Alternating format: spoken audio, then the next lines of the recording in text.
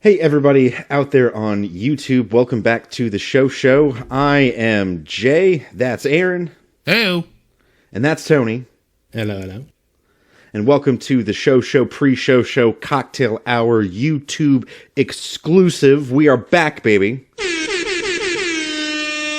I do not have a cocktail for you this evening.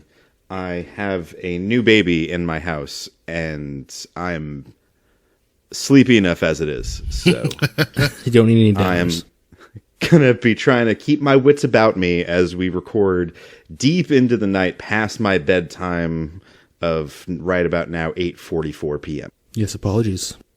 Yeah, no apologies. No, I did request a later start. No apologies necessary. I did want to ask during this now fake cocktail hour, Mocktail hour. Mocktail hour, love it. Yes. If you have any preferences on chicken wings. Are you guys chicken wing guys? Yes, I've become a chicken wing since moving to Virginia, just because the people I live with are chicken wing people. And I used to be boneless because I'm a cheap bastard, but the traditional, I will have to admit, are better. I feel like they're higher quality. Higher quality, agreed. No, yeah. Yeah, definitely. Also, like if I wanted a chicken nugget, I'd get a chicken nugget.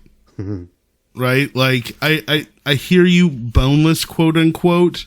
Like it feels very nice for the people who like chicken nuggets, but they're not wings. They're chicken nuggets. Mm-hmm. Hot take. Like what? I'm sure there's a lot of like just Buffalo Wing only places besides like franchises like Wingstop and Buffalo Wild Wings, but like, is it the same in Texas? Like up here, Buffalo Wild Wings must have like some sort of crazy chicken supplier because they're always like really good sized wings and meaty. And then I go to Wingstop and like the flavor is still delicious, but the wings are tiny compared to Buffalo Wild Wings. Probably more GMOs.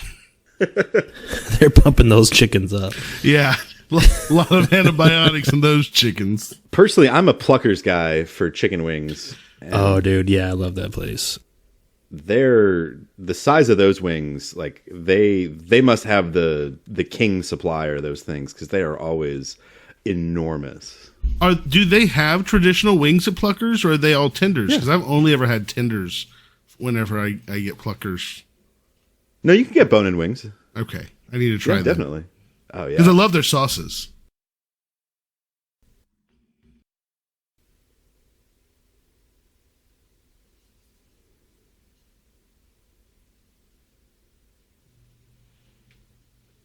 My father-in-law loves Pluckers, but he likes, again, the tenders.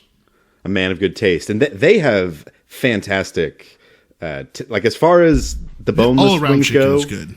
Like, I totally agree with you guys where, you know, if I want chicken nuggets, I'll get chicken nuggets, but I will stand up for Pluckers. The boneless wings are fantastic. They're substantial. Substantial. Oh, yeah. That's what I like. I have a corollary question. I don't know if this is something available to you, Tony, but here in the Metroplex, there are definitely some Korean fried chicken places, such as Bonchon. And their wings are pretty legit if you haven't had their wings. Got some Bonchon. There's this place called Angry Joe's. It's kind of like spicy Korean chicken. The spicy is just like, I love spicy food. It's just almost a little bit too much for me. Oh, yeah. See, they have spice and they have like soy flavor. Yeah, soy garlic. Which the soy garlic is pretty damn good. Was it Bonchon we had when I was in town that one time, Jay? With Lindsay's family? We had a bunch of Korean chicken, and that was delicious. Oh, I think that place, it's just called like BBQ chicken, but it's it's the same kind of Korean chicken, and it's delicious. Yeah, that was maybe the best I've had so far. But I don't get out much, so. Well, shall we get into the faux show? Absolutely. I know, I'm glad I ate already, because that would have made me hungry.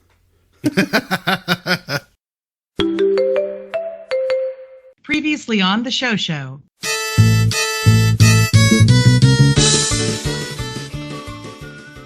I'm no longer afraid of Clamato.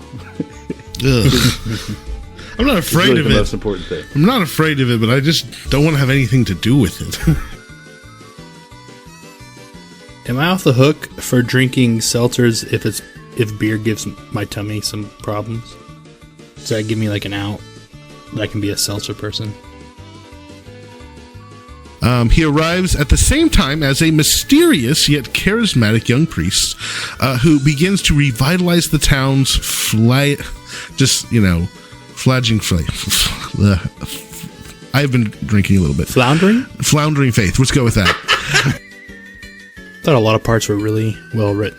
Although I thought like they're a little bit too well written. Like they're very well written in saying what they want to say and saying it in a very awesome way.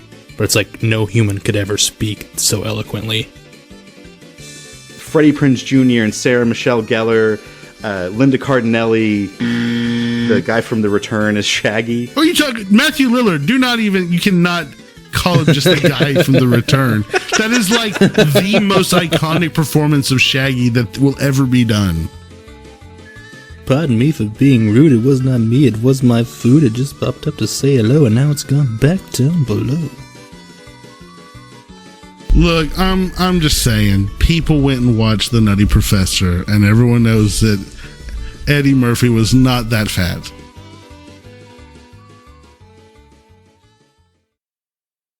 Hello, and welcome to The Show, probably the world's best TV review podcast. Warmest greetings, and welcome to episode 64. Here today, we review the 2023 Peacock sci-fi comedy drama created by Tara Hernandez and Damon Lindelof. May the roof above your head never fall, and if it does, may it kill you instantly. This month on the show, Mrs. Davis. We're so glad that you have joined us here today. It's time to heave up, trice to mill about smartly throughout the premises. I'd like to welcome you inside the broadcast booth. I'm Jay Christ. I'm joined, as always, today by my two Hall of Famers. To my left, a world-class magician who faked his own death and joins us live from inside of the piano. It's Aaron. That is correct. Everything you've heard is true. And to my other left, a laser scientist who is neither here nor there. My sister across the sea, it's Tony. Hello. And it's not it's illusions, Michael. Not magic. Here at the show, 100% customer satisfaction is our holy grail. We want to hear from you. Check out our Instagram for news about the show, including our postponed 2024 tour, convention, and cruise, along with plenty of other bonus content. Be watching out for a special episode announcement. We're not ready to say anything on the air yet, but we've got something special cooking for all of you, and we're very excited.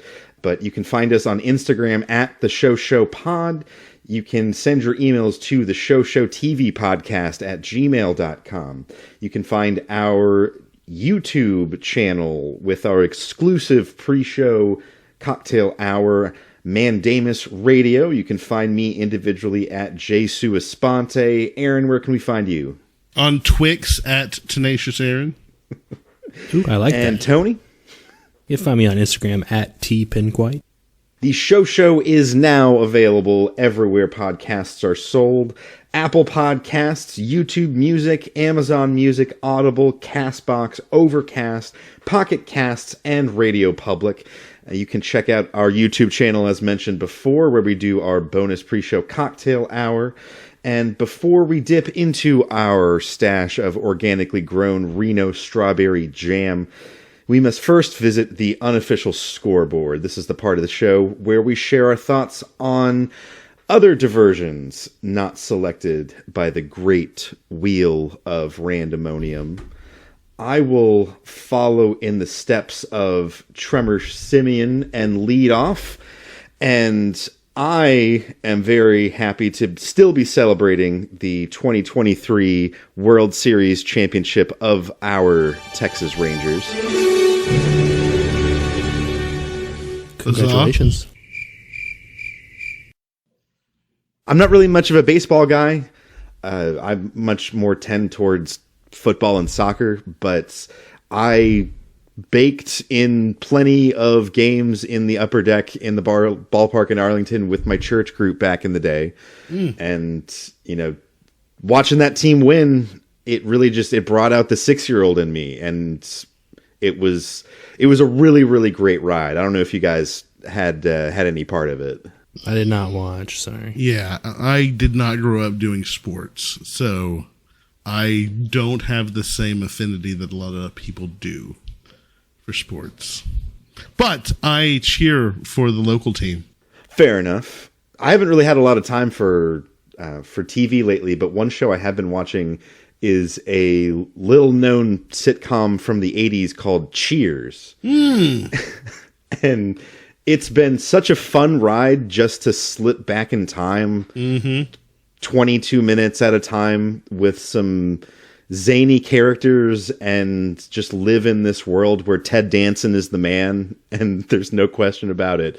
It's been a ton of fun, so I've really been enjoying that. Me and Christy watched through Cheers, maybe a year ago, and it was I'd never watched all the way through it, and so it does take some interesting twists and turns along the way.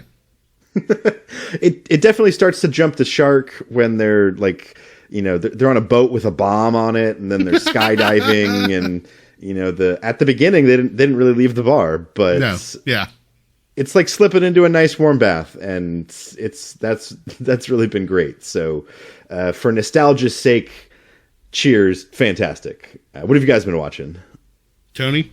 I don't know if I've been watching any TV shows, except for Mrs. Davis, but I did finally watch Manchester by the Sea, that Prime original movie with Casey Affleck, and it is good. It's very depressing, but I like sad movies, so definitely like stays with you for a day or two after you watch it. But it was good. I'd rate it very highly. Definitely worth a watch, unless you don't like kind of like more somber movies. But really good. My sister got married last weekend. Great wedding, fun. Small, fun. They did a lot of their own decorations. I rate that one a 10 out of 10. Seems legit.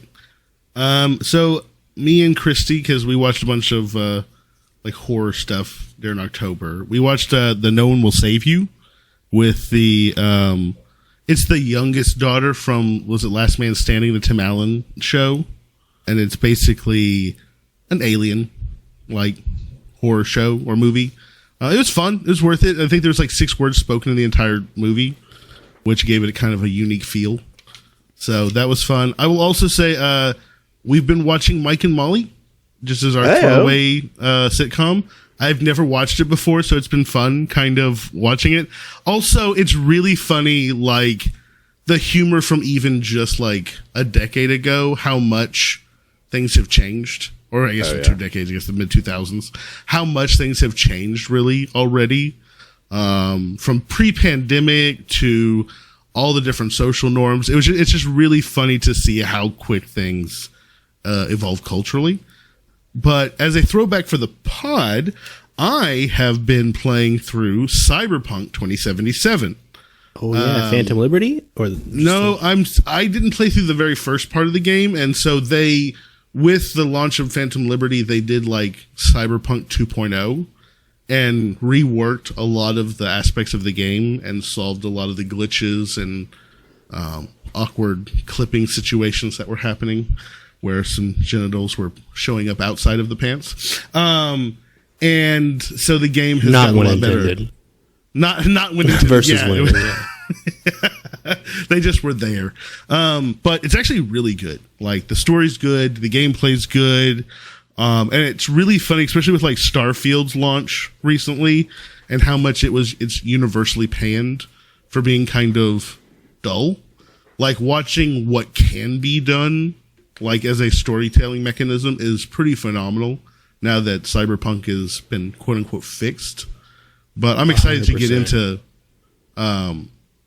the Phantom Liberty, because the world is amazing. Like, it's very immersive, and one of the things that really got me was in every game that I've ever played before where you have like options, there's always like, oh, I've been given 3 options on what to say, let me read them all and think about what I want my character to respond with. But in Cyberpunk, they don't really give you the time to really think about it, because sometimes there's like if you have to make a decision now, or the decision will be missed, Or the NPCs will be like, I asked you a question. Why are you just sitting there staring at me?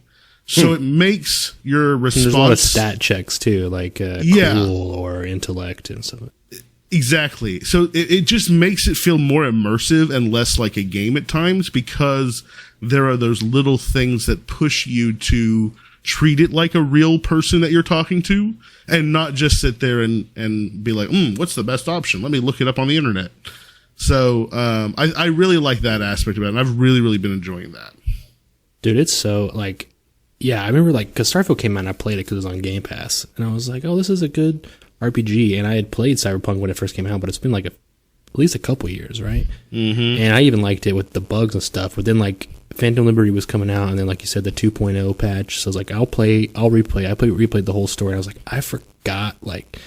I was like, I kind of like Starfield, and I played Cyberpunk again. I'm like, oh, yeah, Starfield's trash. Like, just, like, the cutscenes, like, they're not even like CGI cutscenes. It's like mostly in engine, but it's just like it looks so good. And then like the framing of like you like walk up a staircase like you're following a character, and it's like they planned, like they designed the staircase that you're walking up, and like how the shadows were gonna be. I was like, I forgot like what, like it might have the best like presentation in a game that I can remember in a long time.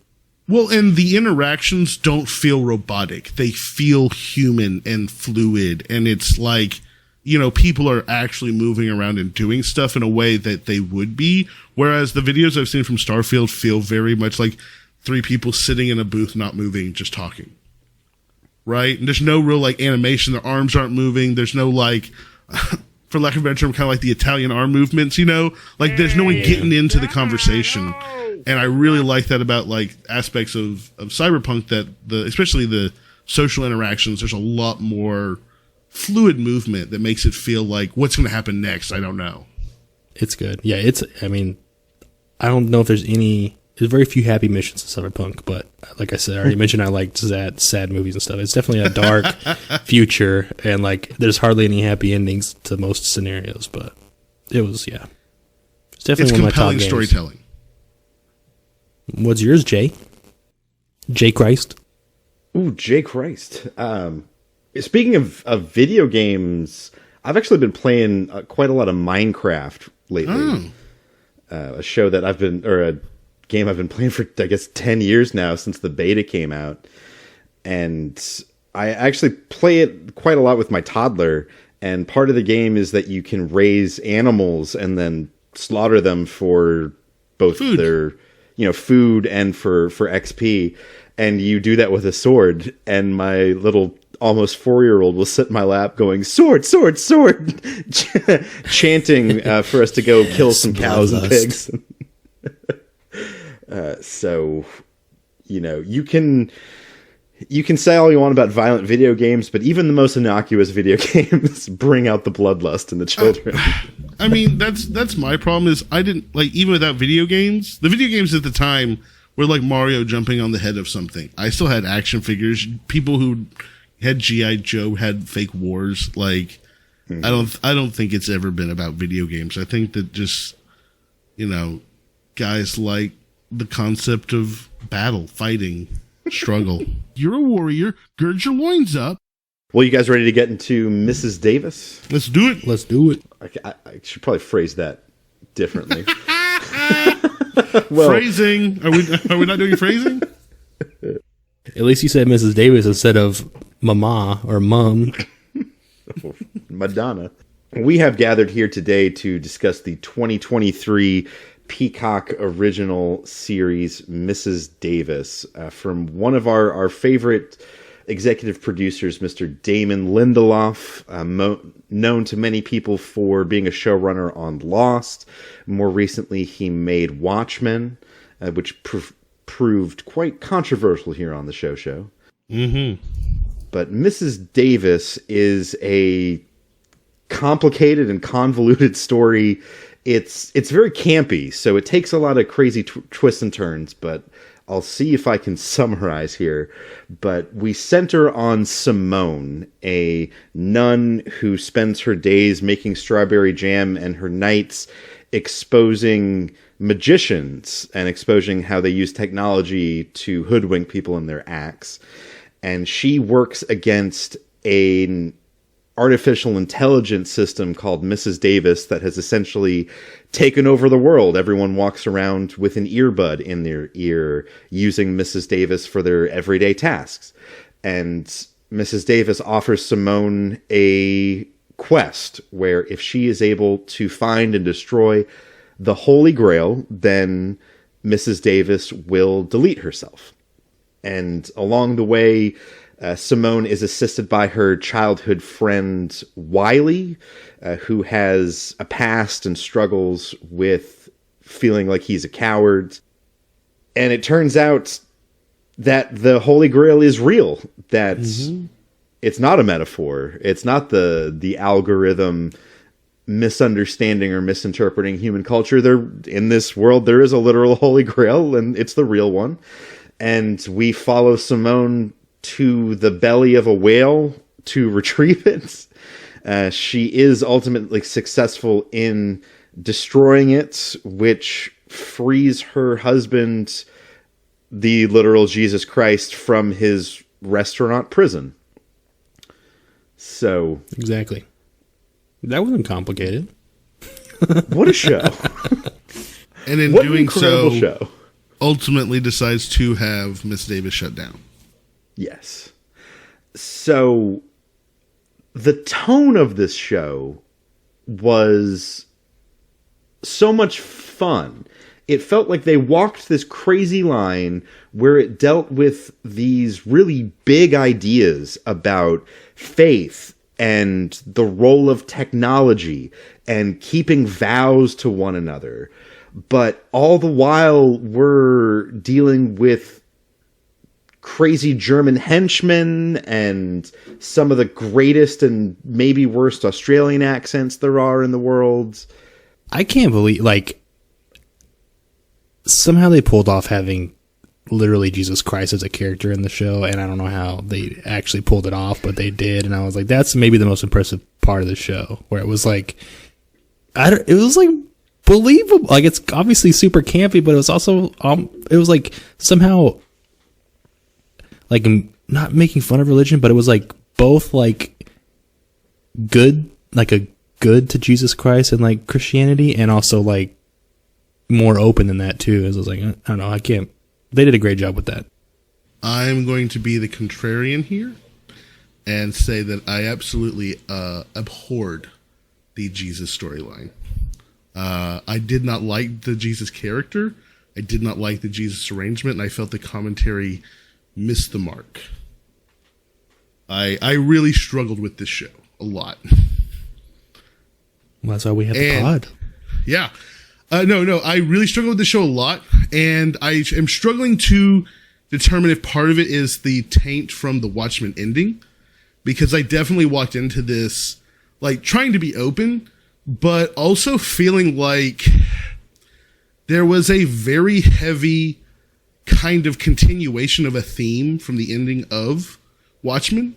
Because, like, one of the things that I felt about this is Wiley's guys kind of represent quote-unquote toxic masculinity, but they didn't really have any point or purpose in the story. Like, I really felt like they were just doofuses for doofus' sake, yet every single major competent character was, like, a female, right? We have Miss Davis, we have the creator of Miss Davis, we have Simone, we have Simone's mother, who survives and is not killed by doing a magic trick wrong. It just feels like it felt very pandery. I walked away from this show feeling very much like this was like a pandering show. And at points I felt, was the AI writing it? Like, I was curious if David Lindelof had actually had the AI write some of the stuff, because, like, for me, even some of the surrealism, like, I was like, it didn't hit for me. Like, the pianos in the field, I just was like, but what was the point? Like, the surrealism to me, like, didn't connect to anything. It felt like there was so many loose ends in this story that they felt almost shoved in. And the Jesus story, to me, I felt it was an unusual and weird story.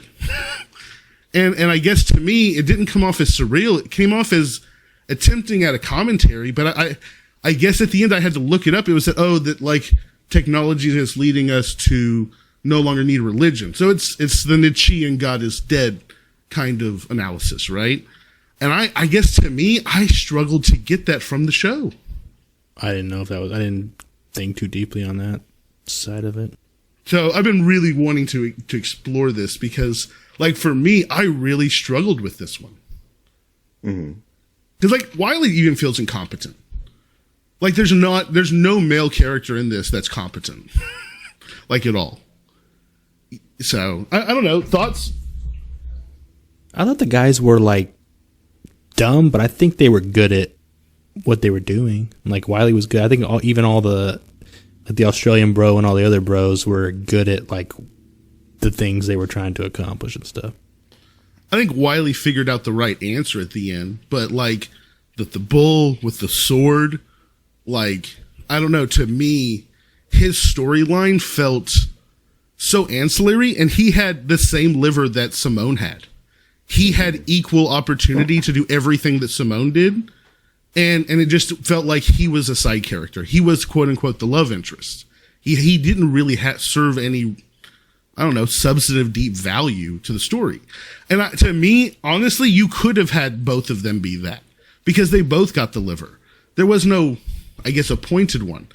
But I don't know, the Jesus storyline felt so bizarre because, I don't know, I was trying to understand, like, why is Mary even there? How is Mary having any conversation? Her skull didn't get preserved, right? Like, Jesus is stuck there for that reason, and living people are showing up, but the boss, quote unquote, is explained to be Mary, not God, and I didn't really understand why.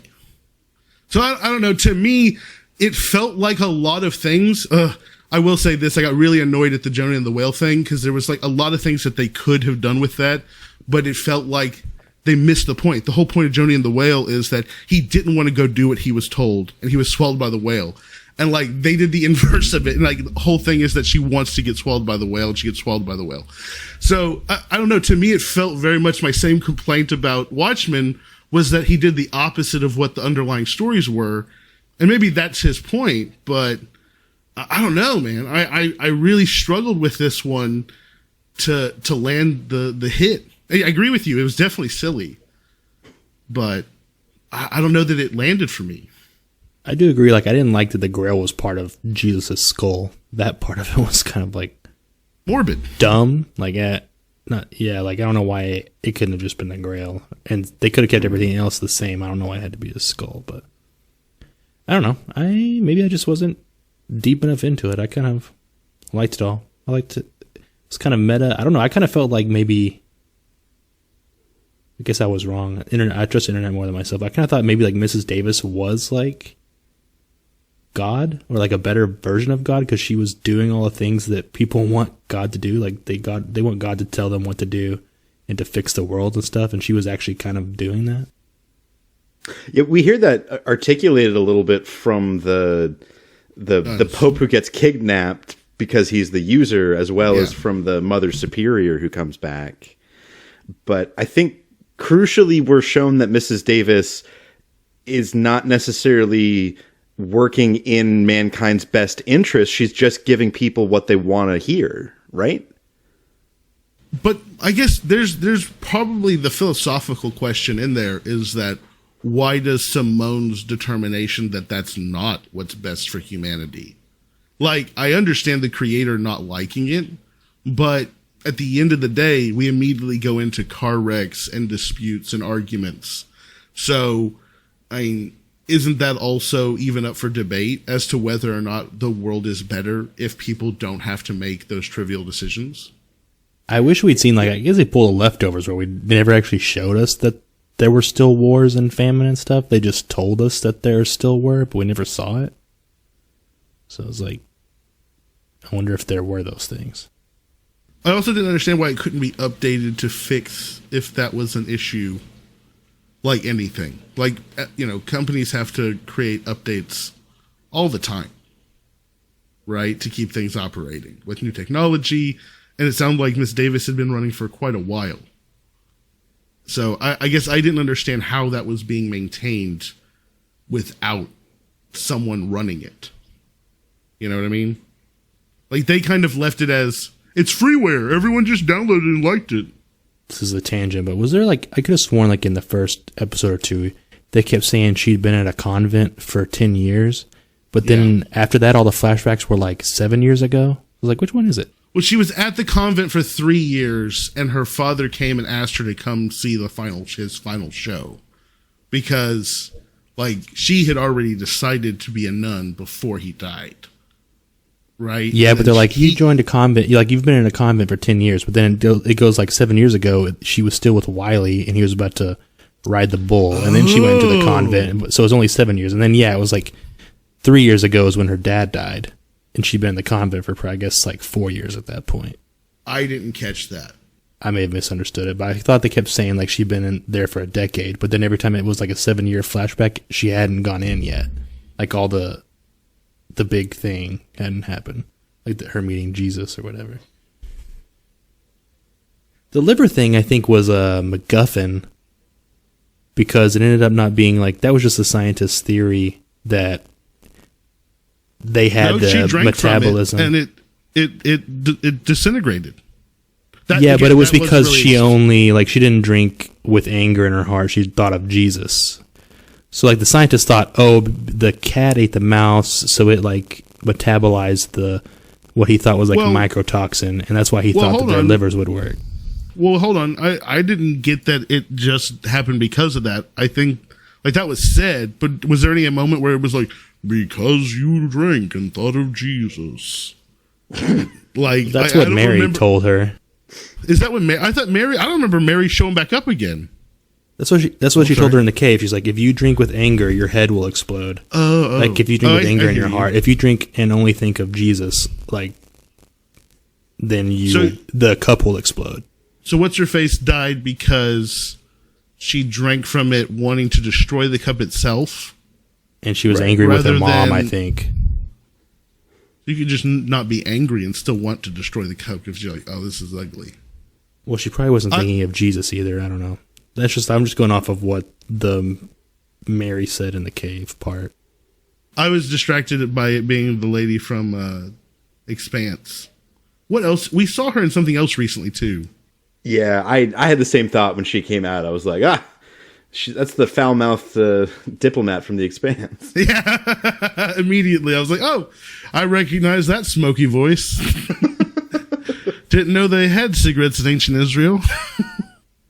I will say, favorite character, hands down, was JQ. Like JQ. For sure. Like, JQ was the best point of this entire show. Whenever he stripped down into the thong out in front of the pyramid, like I was laughing. It was hilarious. Like that, his performances. I will say this: throughout this, the performances of Simone, JQ, Wiley, of everybody, the performances were phenomenal. I can't think of anybody that I thought phoned it in. I thought that they all did a phenomenal job at putting together this show. Yeah, they were great. Betty Gilpin or whatever, Simone was great. She was like great at being like, I believed her the whole time. I liked it when she was silly. Like, whoa, that's a lot. Yeah, and then like when she was serious too, like emotional. Like they did a great job in that casting. She was really great on the Netflix show Glow about the ladies wrestling circuit. I forgot she was in that. Yeah, she was the lead with another one of my favorites, Alison Brie. Yeah, no, I remember now. I forgot about that. Yeah, pretty good show. She was very good in that.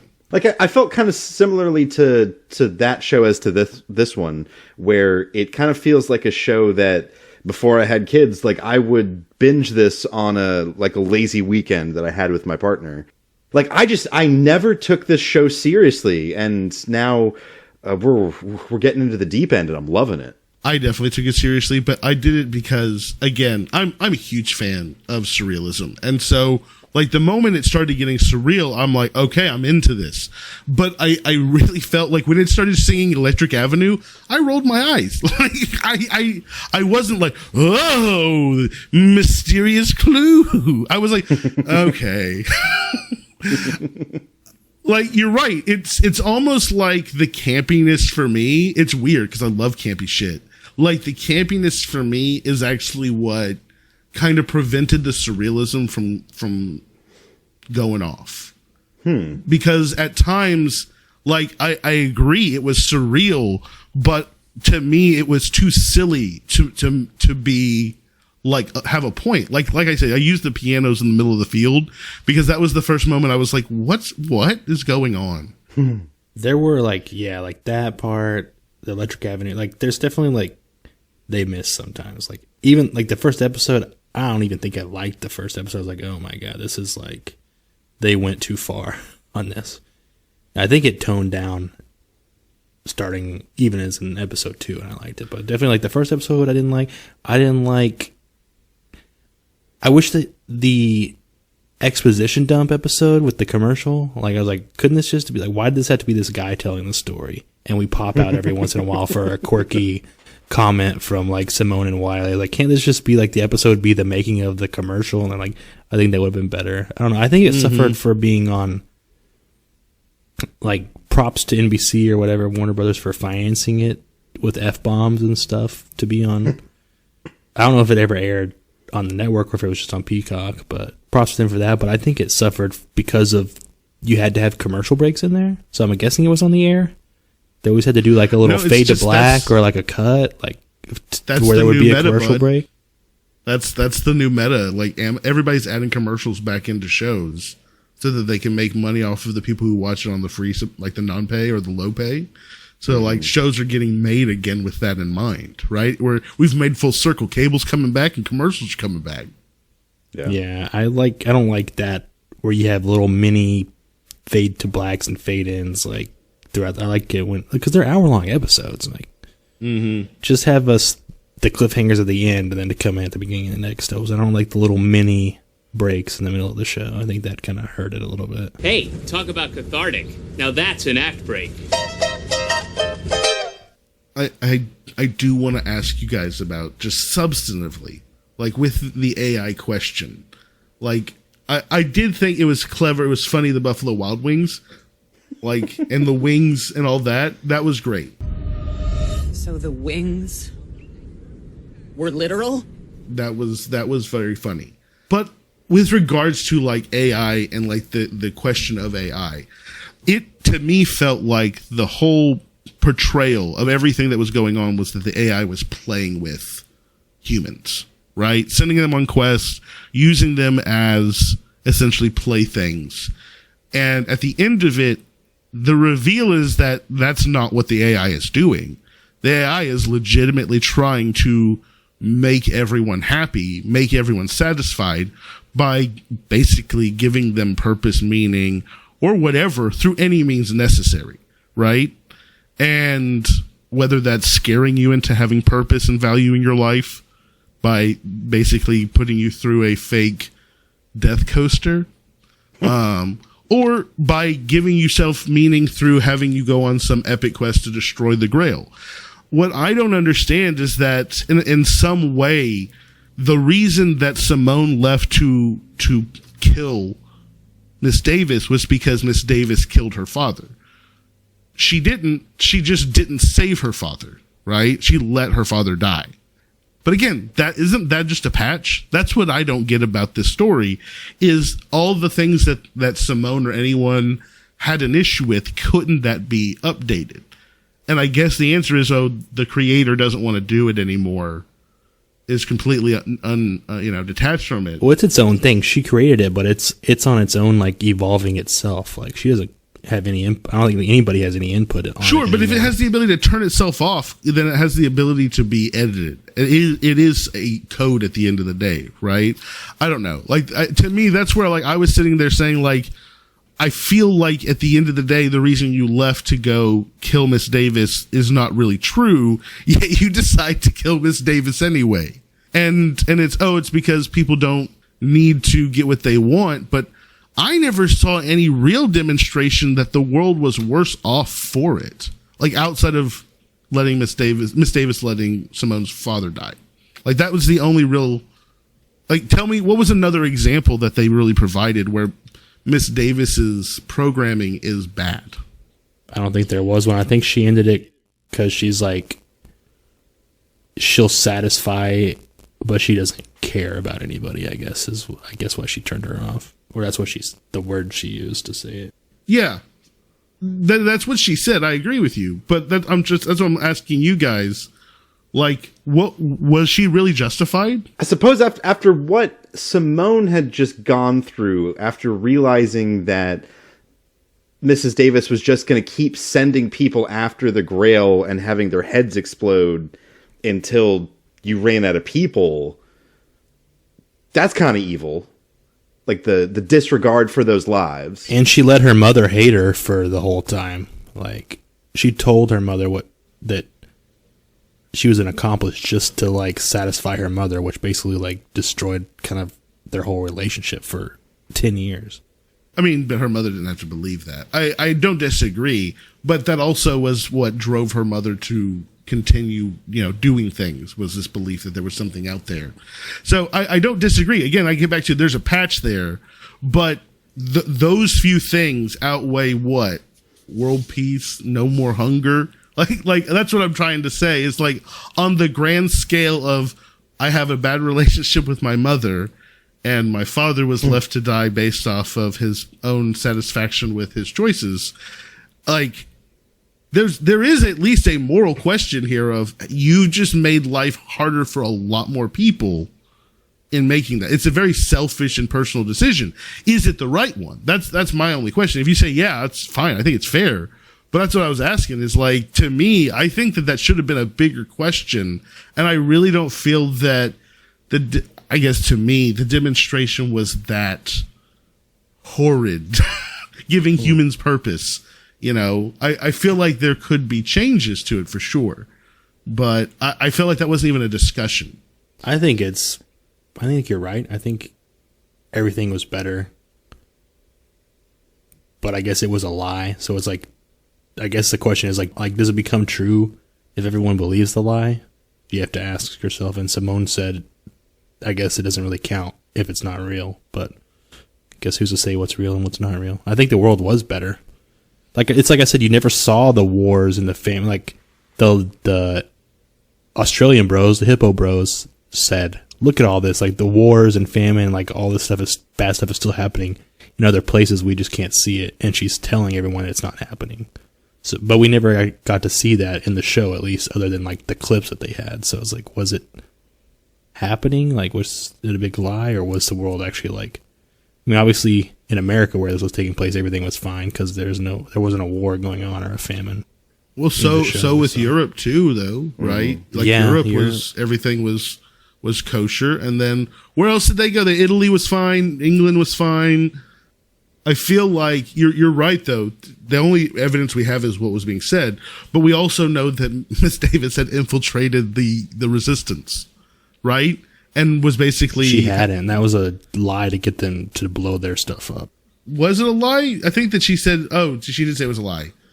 But I think she knew that they existed, but she hadn't. She told them that she'd infiltrated their server farm, but I don't think she'd actually infiltrated their like offline server farm that they were using to like get around her involvement. I think she said that so that he would make them blow it up because they thought she was in there, which he didn't believe, and he did it anyway. But I don't think she was ever actually in their system. I think she just knew of their stuff. His rationale for doing it was, I understood it, right? Like, he was like, you already knew about the resistance. You would have just kept playing with them the whole time, right? Creating things for them to do. Even if you're not in their server farm, like, it doesn't mean that all of them had cell phones, right? They immediately are like, Miss Davis is still active on their own phones that they had. So, I guess it was pervasive, but I don't know. I feel like we are definitely in an era of like fear mongering about AI. Like, there's definitely a lot of concern and fear about things that are happening, whether it's they take our jobs or, it's going to be Skynet, right? So to me, I'm very wanting to have these conversations and discussions because I think it's very important. But I felt like there was aspects of the AI conversation here that was just lacking because I really was excited, hopeful to get into some like moral like quandaries, but it did feel very much like AI just bad. Yeah, it never really was about Simone versus the AI. It was really more about Simone's quest. Yeah, it was just Simone's quest to get rid of AI that is, evil or wrong. Did it bother anybody else that they never commit, like they only ever have committed, like whenever people would proxy, it's like sometimes they're just repeating it and sometimes they're like showing the reactions and emotions. Like they're saying the words and reacting to her words in a way that is like the AI, but they're just like, the AI is not saying, oh, smile or act surprised or soften your face. The AI is just saying words and hearing her words, but like the humans are like reacting as if they're the AI as a person, but like that's not how it would be. Like they would just be like monotonely like saying words out of themselves. I feel like it was like a balance. Like sometimes they did that. They were just kind of like, they were just like speaking words they were hearing, and then other times they were like, it was them. It's like the show couldn't balance like the two pieces of it, which I mean, it would be boring, and no, you wouldn't like hearing people just go like monotone saying words. Like you like seeing the reactions on people's faces and stuff, but I just feel like that part wouldn't have gone down like that. No, you're right. It's like half of them were like dolls in Cyberpunk, where they're like completely taken over by the AI, and other ones were just someone. The AI said hi. Yeah. I will say, what did you think that the AI told the lady in the diner about Simone's father when she was like, that's gross, or like, that's fucked up? I'm not going to say that. Because whenever the answer was he died inside of a piano, like I was like, what was so hard to talk about on that one? I think probably just like, oh, I left him in a piano to die. He's rotting there in a garage somewhere. Is rotting corpses inside of a piano. I was sitting there, and afterwards, whenever the reveal, I was like, I agree with what Tony said. It's like, was that just a commercial like cliffhanger? Was that just to give this to the commercial break?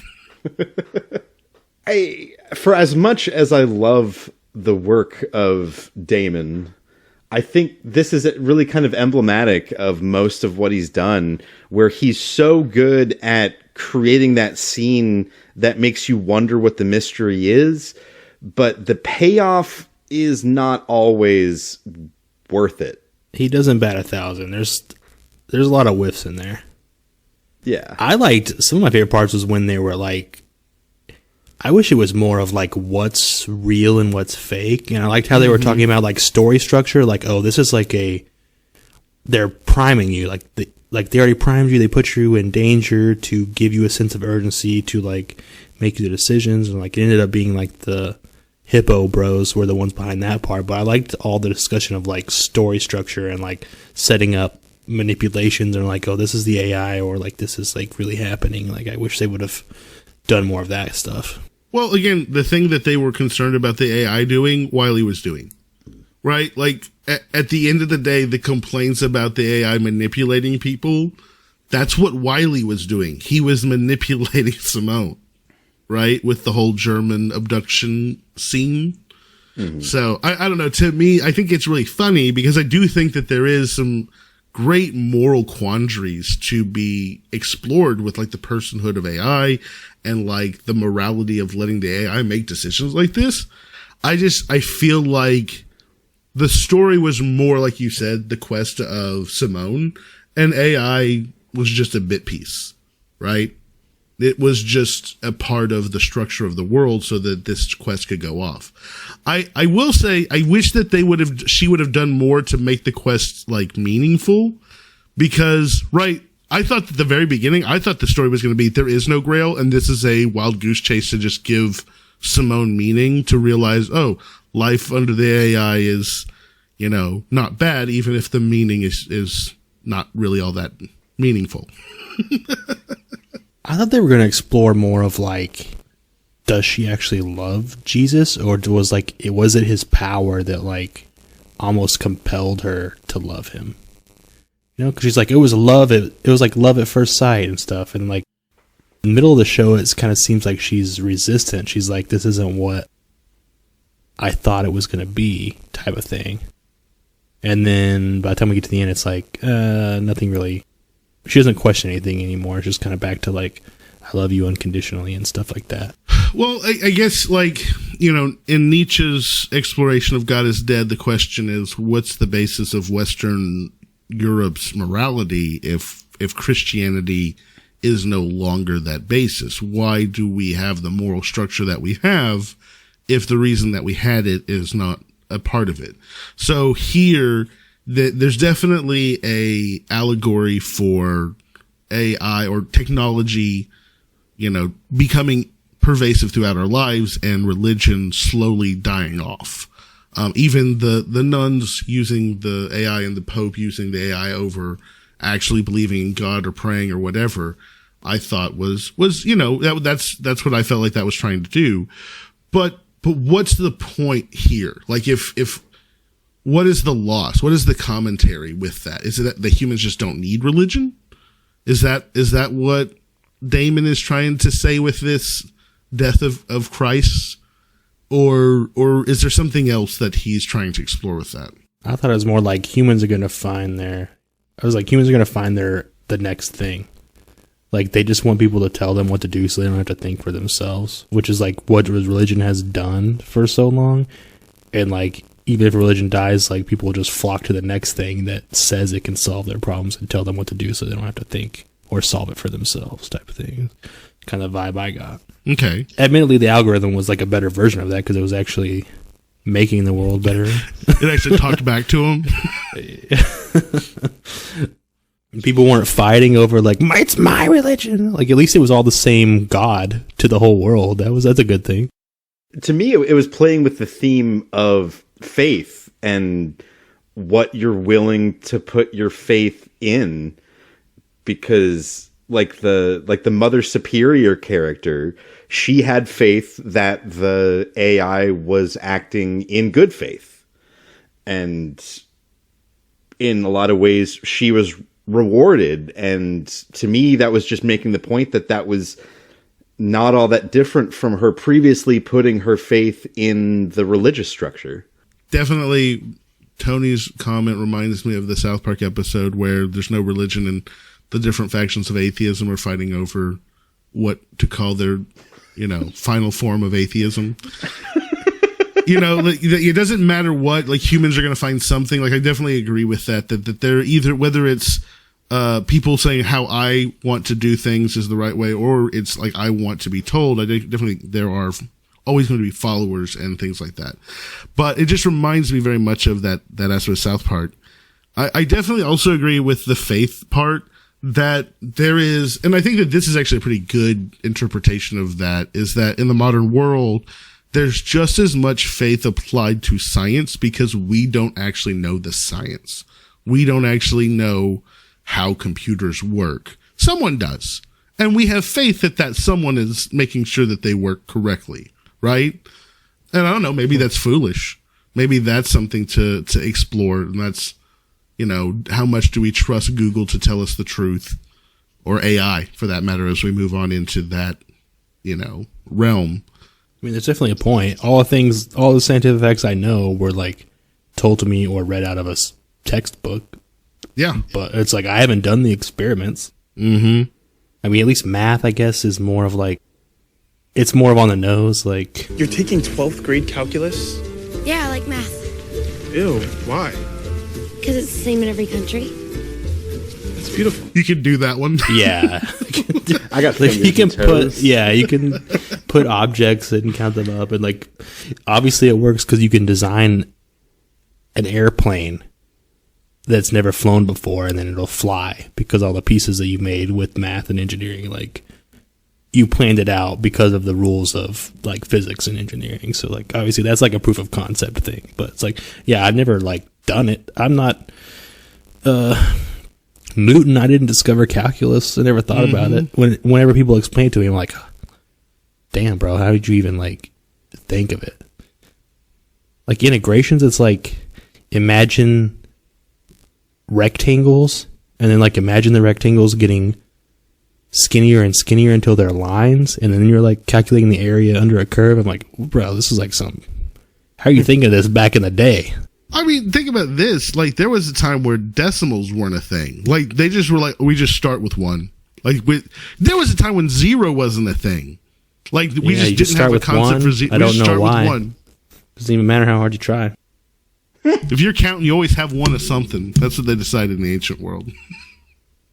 So I don't know. I definitely think that there is some fertile ground for exploration of the concept of faith in different kind of arenas, and I feel like they touched on it.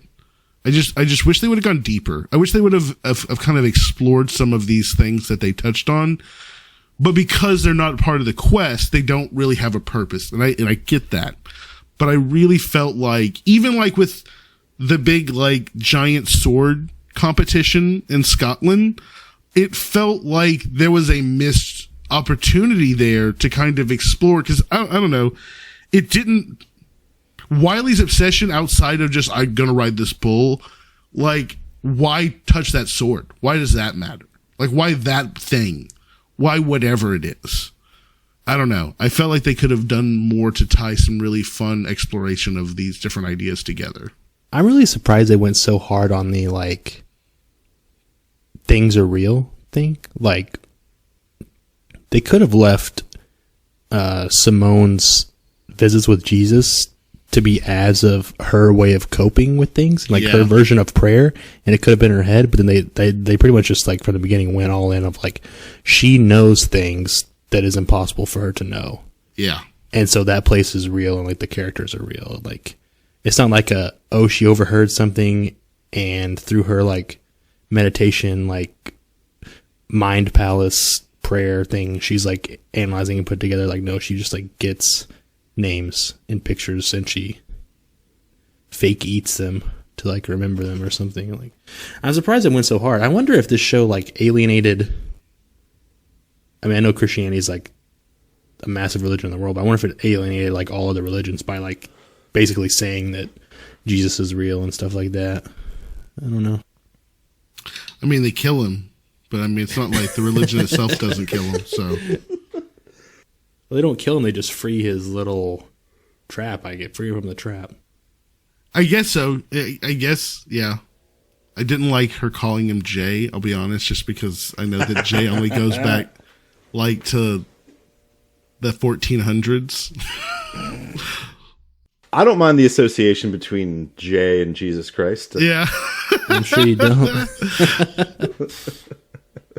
I thought it was all for the service of the joke, I think, and I think in that way it worked. But yeah, it was probably silly otherwise. I think that only happened because so you could reveal it was Jesus Christ. Oh, absolutely. Like, No, absolutely. At first I was like, that's his name? Oh.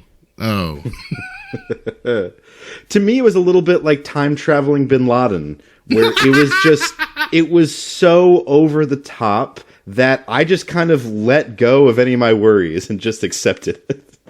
So my question is now, where do people in the middle of having, like, pinnacle orgasmic sex go? She just took away the falafel restaurant for all of mankind?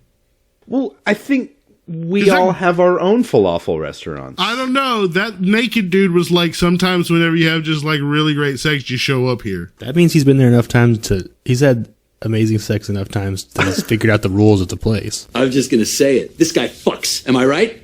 Yeah, he was, like, having tea. Well, I took that as just a joke on that people say Jesus when they're doing that. Or, oh God. You know, but, you know, maybe people in Japan don't say that. Maybe they say something else. Only in the so they Western go to world. a different restaurant. So there you go, Tony. It's not that Jesus was, like, Christianity was correct. It's that maybe all the religions are correct, and this is just how Christianity came to be. Fair enough. It's just the universe experiencing itself, right? Something like that. I don't know. I still liked it, but I really wasn't thinking hard about anything. I think it was immediate in the first episode that it was just going to be a bunch of random Lindeloffian shit.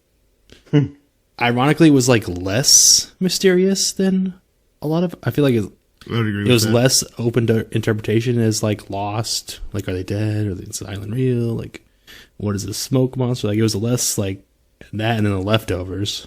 It was less like, is he insane?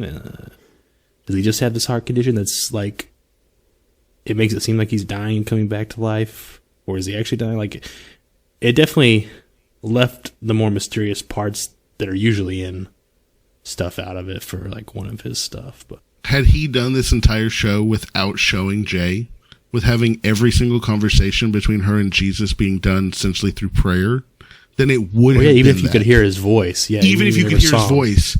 Even if it was like, if they had not made the religion actually real. Like if they had done all of the stuff except for just like absolutely validated, it would have. You would have been like, is she crazy? Is this Yeah, I all think it just could have like... left it open for a longer. It could have left it open at least for some type of interpretation. But you're right. He gave us the answer, right? Like he showed us the monster, and you're just kind of, that is the monster for the rest of the movie. So I feel, to me, I agree with you. The Leftovers, even Lost, yeah, both of those shows, there's a lot of subject to interpretation as to what you think happened. I feel like, and again, this is, Miss Davis is not his original show. This is something he took, someone else had written, and he made it. Is that correct, or did he help write it? I'm trying to... I think he's an executive producer. He's not a showrunner. So, like, his fingerprints are on it, but it's, not necessarily his show, you could probably say. Oh, that reminds me of the... sorry, I didn't mean to, like, hop in so aggressively. No, you're fine. But I want to see a Damon Lindelof and an Edgar Wright TV show. Oh, Because a lot of the editing in the beginning, I was like, this kind of like, it's like a less good Edgar Wright. It was like, I want like a full-on Edgar Wright. Who's and Edgar Damon Wright? Lindelof. Shaun of the Dead, Baby Hot Fuzz. Driver, Hot Fuzz, yeah. Oh. Scott Pilgrim vs. the World. Sorry, tangent over, sorry. You're good. No, I think, Aaron, you make a really good point about the kind of message of the show and how negative it is about human nature, how it kind of makes people out to be sheep who want to be spoon-fed, but then it spoon-feeds you the answer. Yeah. Well, it takes away the mystery. It doesn't let you decide it. And and again, maybe that's what I liked so much about those other shows that he did, was that it left me with some ability to kind of play with it in my mind as to what I thought could be the answer, even if it was the wrong answer, right? Whereas I did not feel along the way I had much wiggle room to interpret what was being done. I will say I kind of feel the same way about the ending of Watchmen, that there was only one way to interpret the events of Watchmen, and there wasn't really a lot of gray. And I don't know, maybe is this a shift in his like storytelling? I think the show was definitely like way more optimistic than maybe the reality of the world that it was like creating would have been. Like, I know we're just in Reno, Nevada, like, but we go to like major, like, I can't believe that. I mean, we only see the resistance in Reno, but I can't believe there wouldn't be factions causing violence all over the world, like targeting people with earbuds, I mean, with the way the world is like today, I'm just like, it just like does not seem realistic that people wouldn't be going like. I feel like there would be violence in the streets, like at least like with bats and clubs, or like riots, like, or like violent protests against the machine or something like that. But even with the algorithm as powerful as it was, that wouldn't be able to be prevented from being spread, right? Like, the internet exists separate and apart from the app, right? So, like, people would still be able to, through Facebook, Twitter, any other outlets, spread the information. So, like, I guess I completely agree with you. There has to be some other resistance, but even the resistance that we have was nonviolent, right? Like, they weren't actually blowing shit up except for their own base. The algorithm actually knew too much.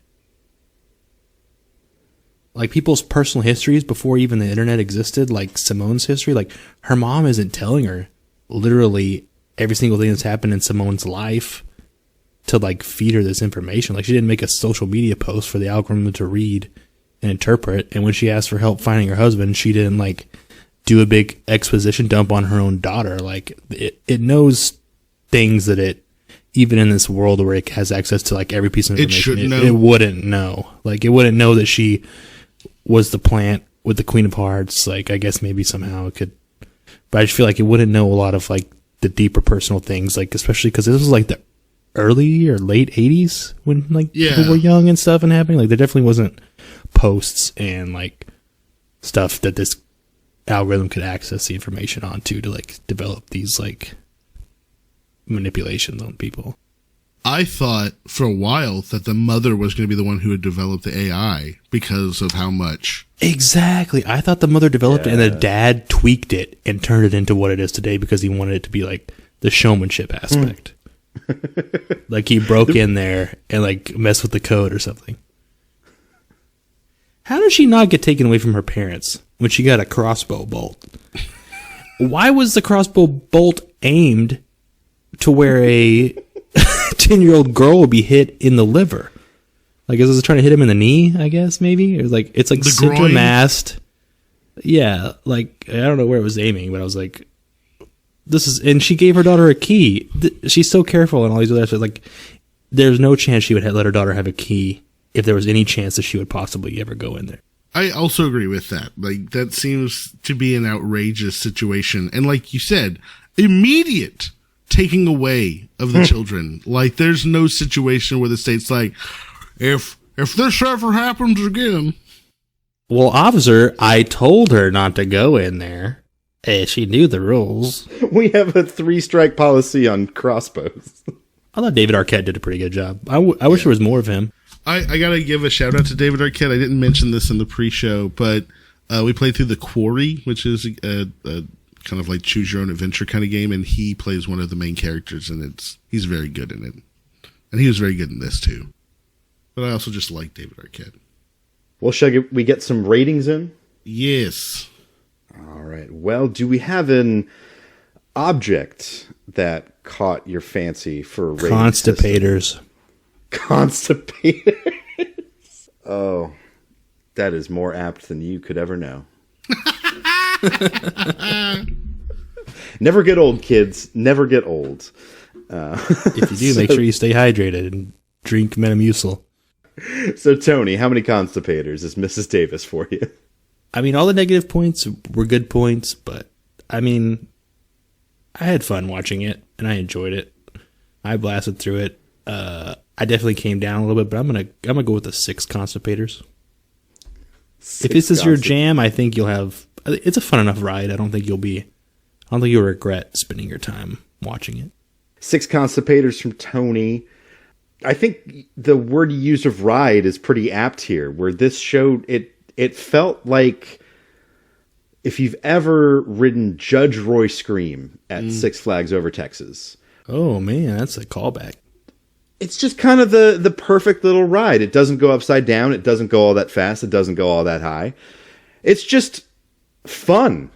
And I just kind of let go and let myself enjoy it. And I had a great time. Now, I think Constipators is actually a pretty great rating system here because it's got a great name, but in practice, it turned out to be terrible and didn't do the job. Damn you, Constipator! So, it's almost like, yeah, I'm going to call this 8 Constipators, but what's that worth? But 8 Constipators for me. How about you, Aaron? Again, wear my emotions on my sleeve. I definitely went into this wanting to have Damon, I guess, redeem himself from Watchmen. Because, yeah, you're right. Watchmen was definitely controversial. And I felt like this one brought me to whole different questions and some similar ones. But I'm going to give it a 5 Constipators. And the reason why I'm going to give it 5 is because, like you guys said, if you just want to go in and see something that is wild and different and kind of, and I agree, funny and fun at times, I think that it's worth watching. I think that if you're looking for more of a leftovers or Lost type of show where you get to kind of explore different ideas as to what things mean, this is just not that show. And that's okay. It's okay to not be that show. It's just kind of what I was hoping for. So like I said, for me, I think that 5 is a fair constipators. It didn't quite get me there, but it also didn't leave me completely, unable to enjoy moments of the show. Plus, all the performances were phenomenal. I can't say that there was any performance that was bad. Especially I will say my favorite sequence was we didn't ask you to make a Super Bowl commercial. Yeah, I talked to our intern. I laughed out loud. That one. I said I lost it laughing. That was funny. And the dry humor was good. Like I'll give him props for that. He delivered some great dry wit throughout this show. You know what I think maybe we can't fully appreciate, and I feel like a major theme of this was like a mother-daughter relationship, and I don't think we can ever like relate enough to that to be like, it may have connected more if we were daughters. So I don't know if like either of y'all's wives watched it with you, if they felt more like, if it resonated more with them, like that's just kind of how it is. Like you're always trying to win your mother's affection as a daughter, like her approval, or maybe that's only people with bad mother-daughter relationships. I don't know. I think it's a fair observation. I definitely think that you're right. I don't have that as something that necessarily resonates with me. So it's not something I would pick up on. I just kind of thought of it because they made Matilda like not umbrage levels of hatred, but like, geez, man, freaking A. Simone's mom had moments of like, you could tell she cared, but Matilda was just like, she didn't get very many redemptions. We've got scores of 6, 8, and 5. That gives us a composite score of 6.3 repeating. That puts it just below Cowboy Bebop and just above the first season of Undone. It's kind of middle third, top of the bottom half. I said it's fair. I think that's fair. Undone's more of a show that you would think would be more Linda Laffy. But didn't season 2 basically confirm that the dad... I didn't watch season 2, but didn't like she was actually seeing her dad in Undone? I feel like that's what I read or something like that. So it kind of like left the whole... Again, the premise of like, is this real or not real? Like, yeah, season 2 really went a lot more into the metaphysical. I really think that a lot of times when you don't show the monster, it's better, right? Like it's just using from a horror perspective. A lot of times, once the ridiculous, silly monster is shown, the scary or the intention or the emotion is harder to kick off. Like, and I feel Jeepers Creepers, like, yeah, it went from like one of the scariest movies ever to like a joke. A joke. I was like, the monster looks dumb. Yeah. But I think that it can be applied to a lot of different situations, because I feel like sometimes, like, leaving it up to the audience to kind of fill in the gaps is what allows it to be kind of the everyman art, where you can make it mean what you need it to mean. Whereas and again, everybody has a different story to tell, but if you tell, say, this is the story, this is the way it has to be interpreted, that's cool, that's fine, but I don't know. It makes me think of Hemingway and the guy asking him what everything meant in Old Man in the Sea, and he's like, "It's an old man. It's the sea. It's a fish." You know, that's what he may have meant, but everybody gets something different out of it. Well, is it time to approach the Wheel of Randomonium? I absolutely believe it is. Our own AI-powered selection tool that helps us decide what to watch next. All right. Let's go. I did love the nuns, too. All the other nuns. It was a fun time hanging out with the nuns at the convent. Shout out to the I like nuns. that the Mother Superior was drinking scotch on the sly. I love that. They're just all playing badminton, making jam, going for some shaved ice. It seems like run off. I want to run off to the convent, get married to Jesus. That part really took me out of like the actual. I guess wedding. that's kind of how being a nun is, but it was just. I don't think that they was have like weddings. Yeah, they don't have weddings for sure, but I'm sure there is some sort of like vow or oath you have to take to become a nun. That's not that on the nose, but Yes, I do agree with you, but it's kind of like it's not the actual literal blood. You know. So what? You know, like they don't Now actually you drink the tell blood me. of Are you Jesus, right? serious? Yeah, it's grape juice or wine or something. Man, those wafers are gross. I gotta tell you. Those are the worst things ever invented. You know what's great? Flatbread, phenomenal. Like everything that Jesus ate in the Middle East was not that fucking wafer. You know, if you let it dissolve all the way in your tongue, if you can like survive it long, it almost, you can imagine it tasting like bread, but it's just too much work. I would be worried that the chemicals that it's made from would start to eat through your tongue. Like, I just don't think you should leave that on your mouth that long. Like, what happens whenever someone eats styrofoam? Because I'm sure that this is not too far off from styrofoam. I am glad that Jesus was Middle Eastern, though. Yeah, authentically agree with that. Like, he probably looked more like that than anything. My favorite story, I'm going to sidebar for a second, is that I went to a funeral one time, and it was a funeral at a Korean church, and no joke, they had paintings of Korean Jesus on the wall.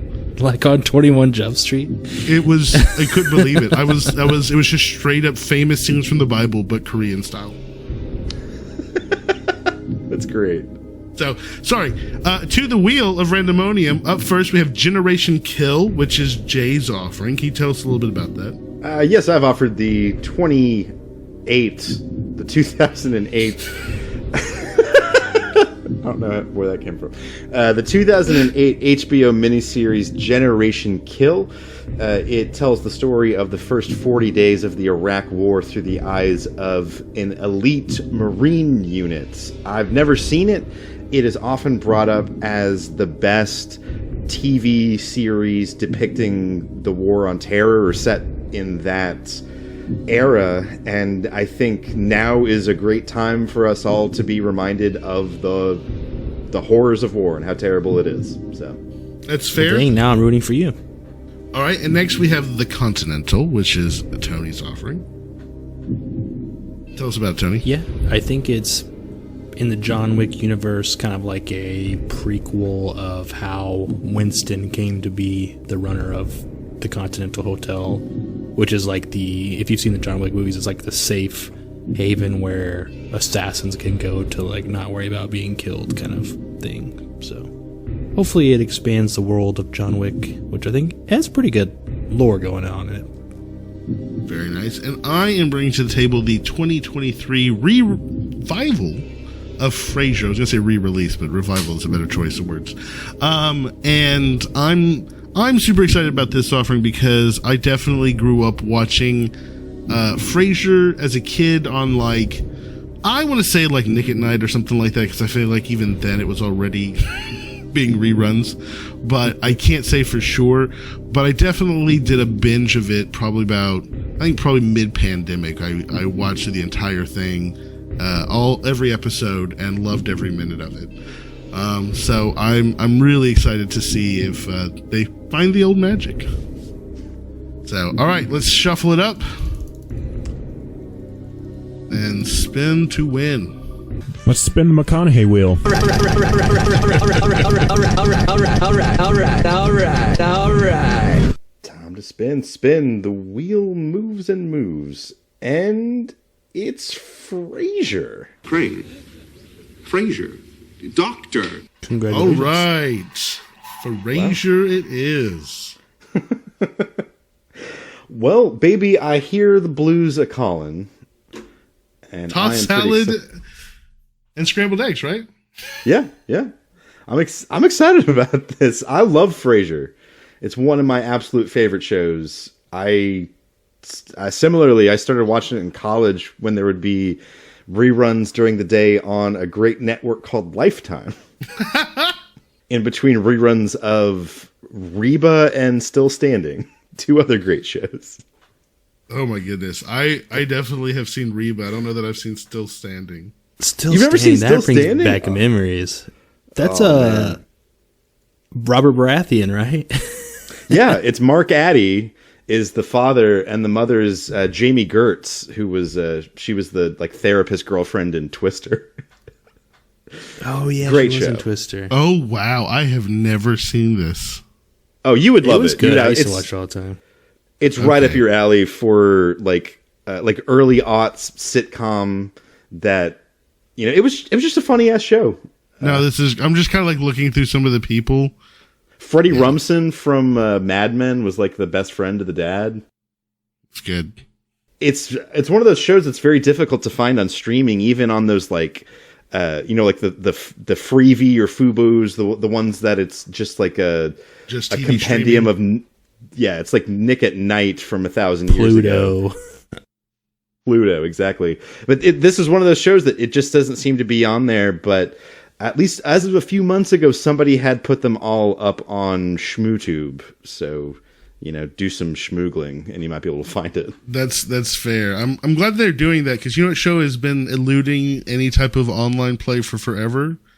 Every season after the first of the Drew Carey Show, like the first season exists on Amazon.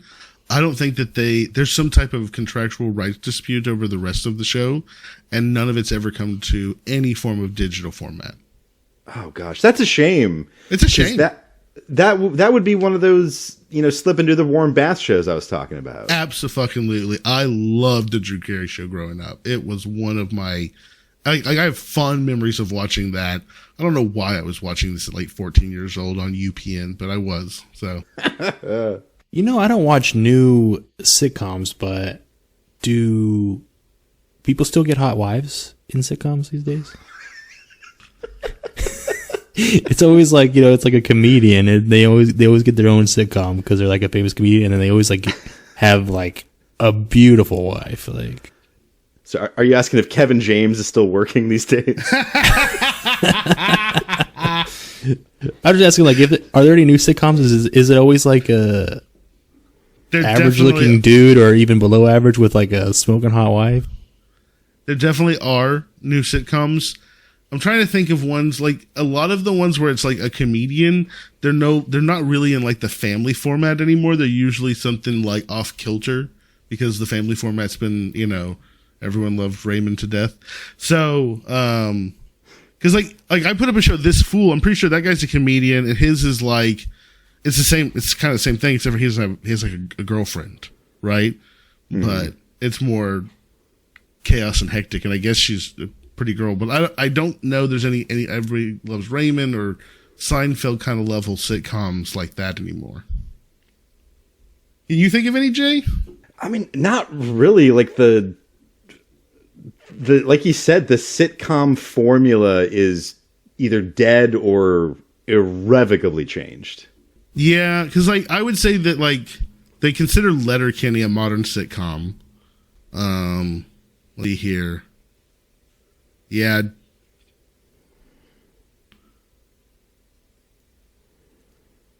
Tacoma FD is listed. Tacoma FD. Yeah. That show could have been better. I didn't ever watch it, but I really like all those guys. Well, similarly to Frasier, like it survives enough on the power of its, your affinity for the cast will get you through it, I guess is what I'm saying. So it's got the Slammin' Salmon syndrome. Gotcha. God, I love the Slammin' Salmon. That was some of their finest work. It was B, and you know it. It was better. It was better than Club Dread, but it was B, and you know it. Yeah, that's true. It was no Super Troopers. It's no Super Troopers. It's no Beer Fest. It's a fun time, but your love of the cast gets you through it. Well, I've got high hopes for our discussion of Frasier. I hope that it's like slipping into a nice warm bath with maybe some rose hips and a bit of Tahitian vanilla. I think you're going to have to bath bomb it and have yourself a really nice cocktail for when we go after this one. Ooh, definitely some sherry. Definitely some sherry. I'm excited to see if me having not watched it will like hurt because I won't get probably a lot of references, or if it'll help because if it's bad, I won't know it's bad compared to the original. Yeah, I want to know because that's one thing is like you don't have the nostalgia me and Jay have. So if you're like, this was just weird, That's a fair response. Yeah. Well, find out next time on the show. I want to thank both of my co-hosts for joining me here today to talk about Mrs. Davis. Thank you, Aaron and Tony. Mm-hmm. My pleasure. And until next time, I will be seeing you in the trees.